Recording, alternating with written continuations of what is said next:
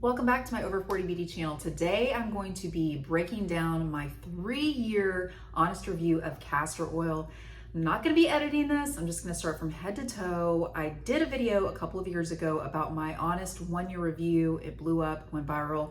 After you're done with this, if you want to go and check it out, I really go through the list of trying it on everything for a very long time and giving you that feedback back so that you do not have to.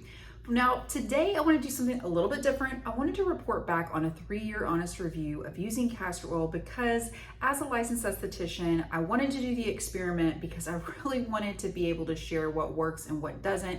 I think castor oil is a wonderful oil, but do I use it for every single thing that I originally set out to experiment with? Absolutely not. As a licensed esthetician, I realized that there are better oils, in my opinion, suited to do certain things, especially as we age and our skin changes. Now, that doesn't mean you can't use castor oil. You do you. But today, I'm going to tell you, for me personally, what has worked and what hasn't. So let's dive into it. Let's start with the hair because we talked so much about using castor oil for the hair back in the first video. And I tried all the different ways, for the thinning hair, for the flyaways, all the things to nourish the follicles. And what it really came down to is that because it's a thicker oil and I really only wash my hair a couple times a week, it's really not ideal for me. I'm also not one to really commit to certain things like that. I'm more of a throw a hair mask on a girl kind of person. Now, if you choose castor oil and it works for your hair, that is fantastic. For me, it feels too heavy, especially living in an environment or climate like Texas where it's super humid. I would like to offer you an alternative to the flyaways. If you want to save money and use natural oils, the one I use today, I'll just say not my favorite one, but one of my favorite ones that I use today is jojoba oil. It's inexpensive. It's closest to the sebum on your actual skin. And yes, if you take a little bit of high quality jojoba oil and just, massage it in the palm of your hands, or warm it up, I should say, and then just lightly run it through your hair. That's exactly what I did today on my dry hair. And let's face it, after 40, especially here approaching 50, dry skin and dry hair is something that we deal with every day. So just running that through my hair, it worked. It was inexpensive. And, if you have other oils like sweet almond oil is a good alternative.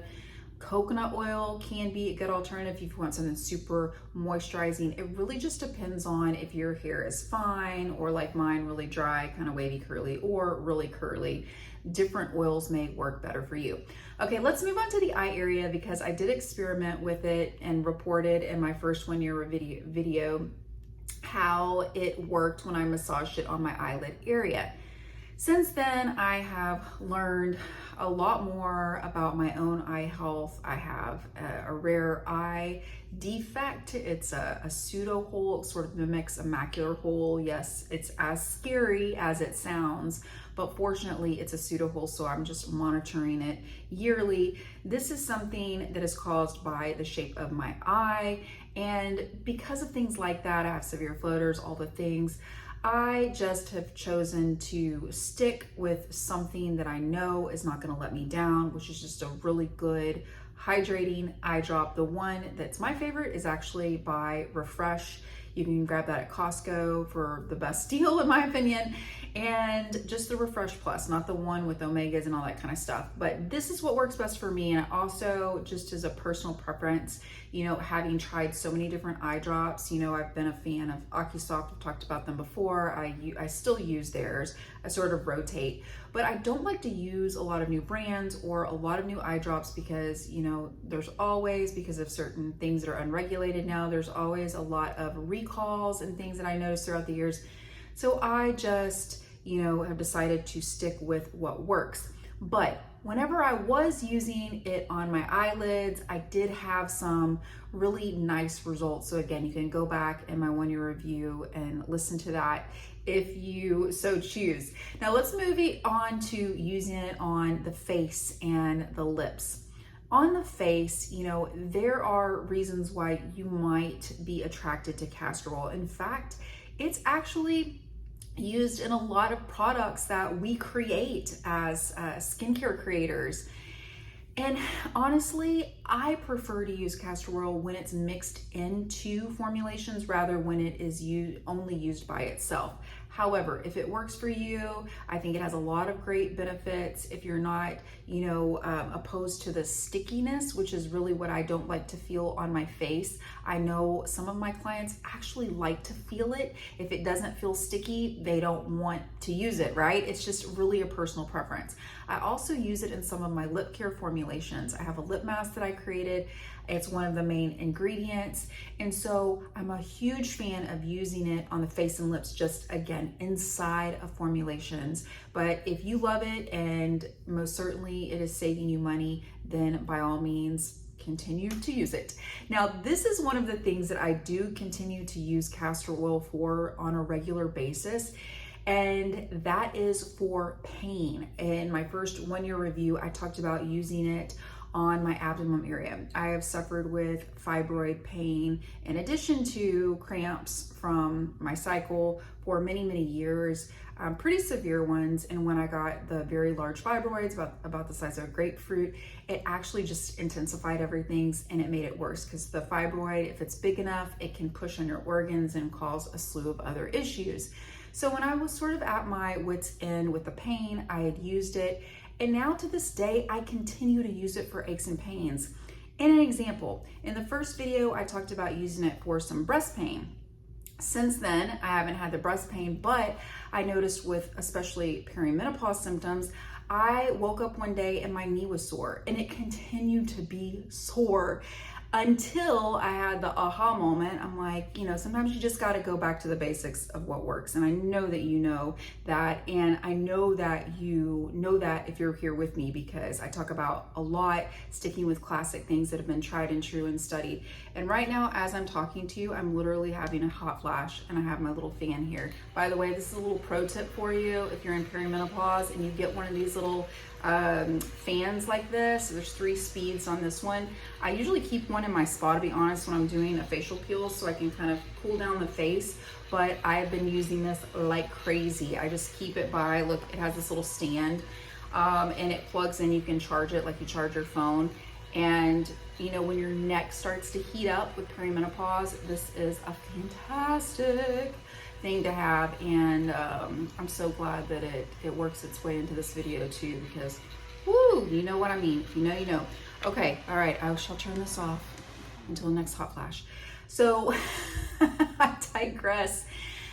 Using it for pain, as I was mentioning, we got to stay real here on the channel, right? And if you're listening to this on the podcast, I was just fanning my neck for like the last 60 seconds. So using it for pain has been a godsend. I used it on my knee when I remembered how great castor oil is for pain. And literally, I feel like it's kind of like, I'm talking about it like a magic potion, and I don't want to, because I don't want to insinuate that anything is magical.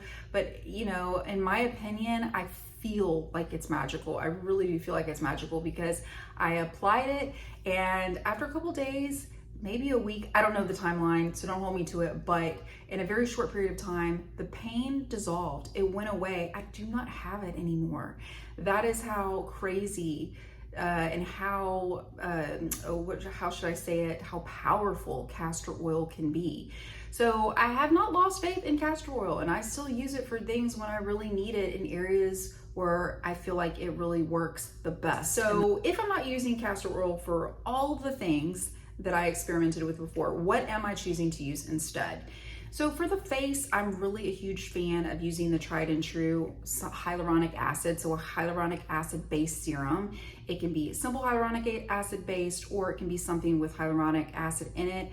What I've noticed is that I have hundreds of products here at my house, and I would say 80% of them have hyaluronic acid in them. So it's not hard to find. I'm just a huge believer that that is what is tried and true and what works. I know in the past people have talked about, you know, how other products like glycerin are just as great and maybe even cheaper. And hey, you know, I think glycerin is a wonderful humectant as well. I just don't notice it in as many products, and I never thought that there was a problem with hyaluronic acid. So, you know, if you have a humectant-based product that works well for your skin, especially after 40, and if you just have dry, sensitive skin, I am oncology certified as a licensed esthetician. I think hyaluronic acid is a great choice for you in that capacity as well. When your skin is being sensitized, when it's being challenged, this isn't medical advice. This is just, you know, something I've tried and recommended to clients in the past. Now, another little pro tip is whenever you apply a humectant-based serum, you always want to seal it in. As we age, we become more susceptible to water loss.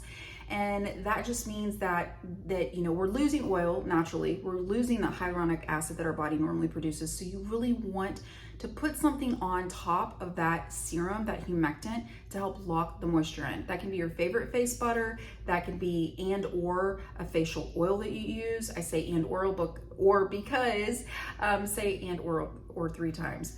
That's a tricky one. But I always say it in that order because you want to move thinnest to thickest, and oils are really something that you use as occlusive agents. That's what, even though oils have different benefits, they also share a lot of similar benefits, and being occlusive is definitely one of those things. So that will help trap moisture, and that will also help prevent water loss, which is what you want. So what else am I using on my lips? What about the lips? While I mentioned using castor oil in Formulations, I personally, you know, before I go to bed, I'll either use a lip mask, one that I've created, or I'll just keep a simple aquifer by my bedside in case I have like rough patches or any type of excessive dryness. Just sleeping with that on can really make a huge difference. And in the morning, if your lips are dry, put on a little chapstick before you put on your lipstick. Now, other things that I might use for pain, swelling, bruising, Arnica is a wonderful natural remedy. I think sometimes it gets overlooked. You can usually pick that up even in your local grocery store, which is an added benefit. It's kind of everywhere. You can find it in a creamier form or a gel form. I personally like gel forms because I feel like they can absorb into the skin a little bit differently. So while I prefer that delivery system, either one of them should definitely do the trick. I hope this information about natural remedies, especially with my updates on castor oil and some alternative natural remedies, are helpful for you today. Make sure and like and subscribe and set that notification bell if you're watching here on YouTube. And remember, the more you know, the more you glow. Ciao for now.